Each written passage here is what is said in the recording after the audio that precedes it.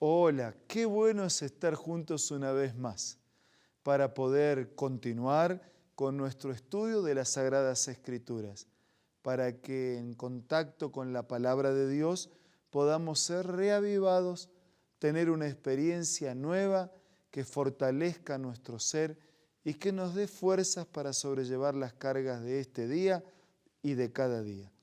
Hoy nos concentramos en Números capítulo 7, pero antes vamos a orar.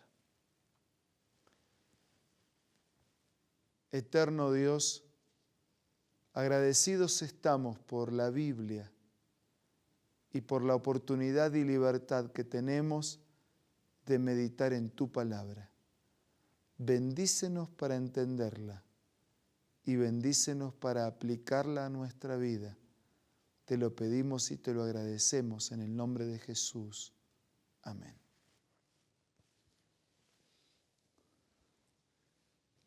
Vamos a abrir la Biblia en Números capítulo 7. Nos encontramos aquí con las indicaciones de Dios de las ofrendas para la dedicación del altar.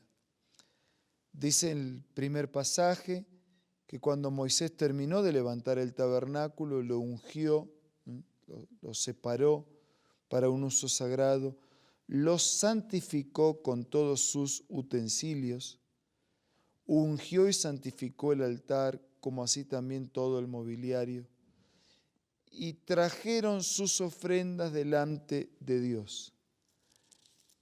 Dios recibe las ofrendas de sus hijos. Pero Dios recibe las ofrendas de sus hijos en la medida que son sinceras, es decir, que parten de un corazón sincero, no forzado, no interesado. Un corazón sincero que ofrenda como un reconocimiento a Dios, a su amor, a su poder, a sus bendiciones, como una expresión de gratitud. Entonces, detrás de este capítulo que nos habla exactamente de esto, de las ofrendas para la dedicación del altar, del templo, del santuario, hay principios que nosotros podemos incorporar a nuestra vida en relación a la presentación de nuestras ofrendas a Dios. El primer principio es que el líder espiritual, religioso, tiene que dar el ejemplo. El padre da el ejemplo, la madre da el ejemplo, los profesores. O sea, quien asume una responsabilidad de liderazgo por ser padre o madre, por ser profesor o maestro, por ser jefe, ese da el ejemplo. El ministro, el pastor, el sacerdote, ese da el ejemplo. El segundo principio que se desprende en este capítulo es el que más tiene, más da.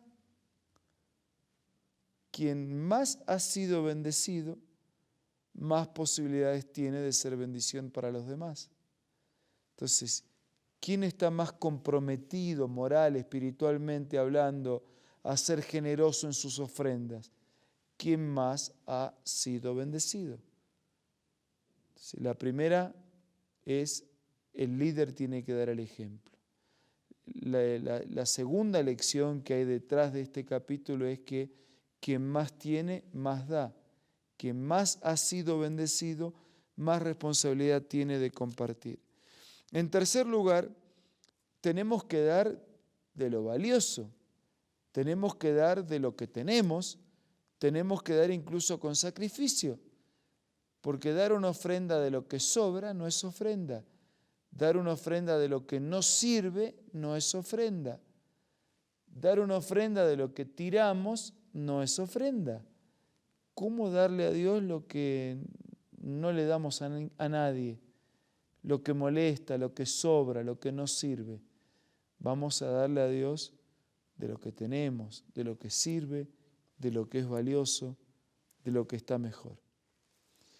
Otro principio que se desprende es que nuestro acto de ofrendar tiene que ser permanente. Si yo ofrendo hoy, después ofrendo de aquí a 4 años, Cuando ando de buen ánimo ofrendo, cuando no tengo buen ánimo no ofrendo. De a rato estoy agradecido, de a rato estoy enojado. El ofrendar tiene que ser sistemático. El ofrendar tiene que ser permanente. El ofrendar tiene que ser inmediato. De lo recibido de la mano de Dios damos. Y cuando recibimos, damos. ¿Cuándo damos? Inmediatamente. Inmediatamente. Ahora, usted podría pensar, pero ¿para qué ofrendar si no siempre lo usan bien? ¿Para qué ofrendar si de todas maneras el destino de esa ofrenda, quién sabe qué fin oscuro va a tener? Cuando uno hace algo por Dios y lo hace en la seguridad de su iglesia, lo hace con la confianza de que esa ofrenda va a ser bien administrada para el mismo fin por el cual usted lo entregó. Los líderes, los religiosos son responsables de administrar adecuadamente esa ofrenda. Si no lo hicieran responsablemente, darán cuenta de su irresponsabilidad en la administración de la ofrenda. Pero eso no exime a la persona a ser fiel y generosa en la entrega de su ofrenda a Dios. Y finalmente, ¿por qué ofrendar si después de todo Dios es el dueño de todo? Nosotros no ofrendamos para enriquecer a Dios porque Él es rico. No ofrendamos para suplir una necesidad de Dios porque Él no tiene necesidad. Ofrendamos para despojarnos de nuestro egoísmo. Ofrendamos para ayudar a otros. Ofrendamos como parte de nuestro culto, de nuestra adoración, de nuestro servicio, de nuestro interés en ayudar a otras personas. Ofrendamos porque alguien inició el camino de las ofrendas.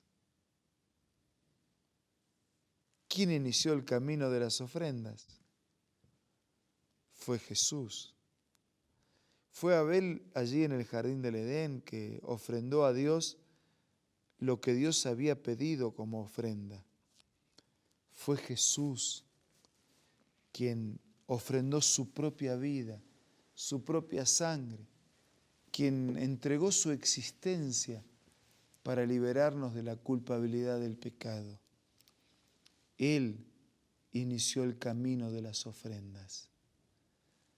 Y el que inició el camino de las ofrendas con su propia vida, con su propia sangre, para saldar una deuda, para saldar una cuenta que no era de él, como líder religioso, nos muestra un ejemplo. Como líder religioso nos abre un camino. Ofrendar es el acto de Dios. Ofrendar es la acción divina que ejemplifica para todos nosotros la oportunidad que tenemos de ofrendar, de devolverle a Él en tiempo, en talentos, en recursos y en vida lo que Él ya ha hecho por nosotros. Porque la ofrenda más importante no son las monedas, ni los billetes, ni los recursos, ni las cosas. Aun cuando ofrendamos con cosas, recursos y billetes, la ofrenda más importante es la del corazón.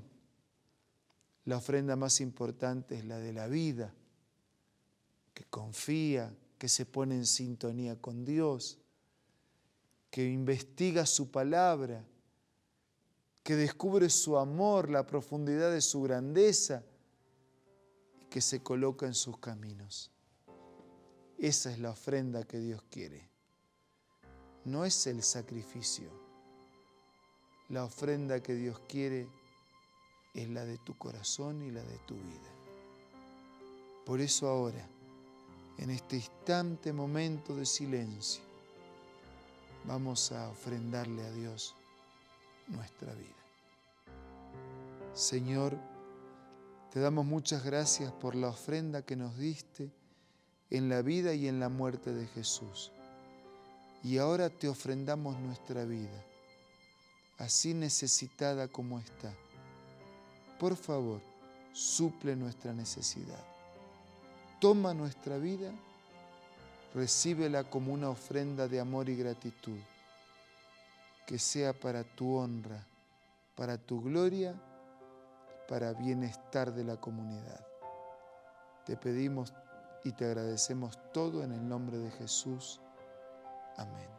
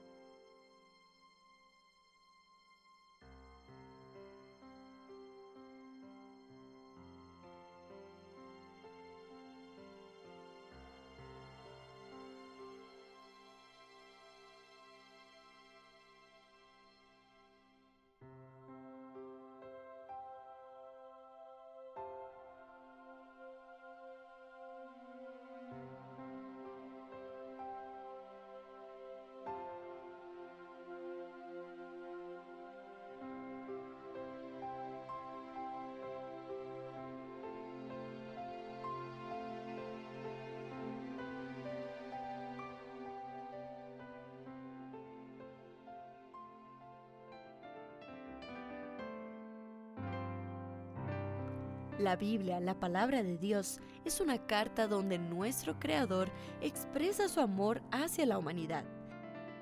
Es una recopilación de textos que en un principio eran documentos separados, escritos por varias personas, todas ellas inspiradas por Dios.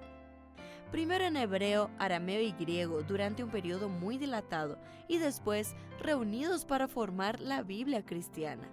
Está dividida en dos grandes secciones, el Antiguo Testamento con 39 libros y el Nuevo Testamento con 27. En la Biblia se desarrolla la historia de la salvación de Dios al hombre.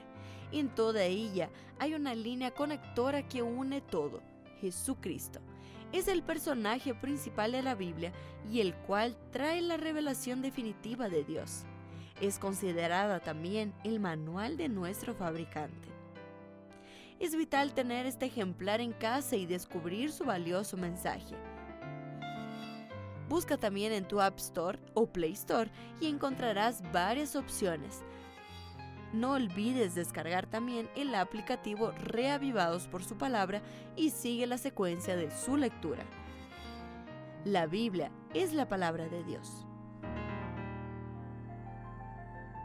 Que la paz y la bendición de este momento te acompañen permanentemente. Que podamos vivir plenamente las promesas de Dios para nuestra vida.